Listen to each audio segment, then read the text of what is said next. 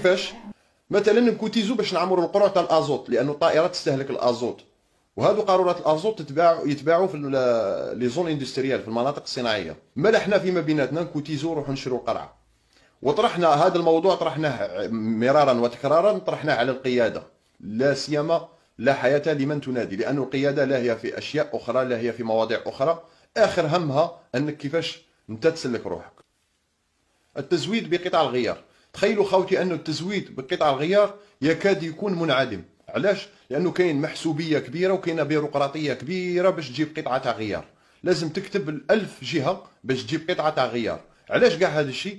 لأنه ما غاديش تسرق قطعة الغيار تاعك غادي تديها لدارك أو شيء من هذا القبيل. لا سيما أنه القيادة لما شرات 150 مروحية، شراتهم أيام البحبوحة، أيام اللي كانت الجزائر عندها ال1000 مليار. أما الآن بعد ما الجزائر دخلت في ضائقة مالية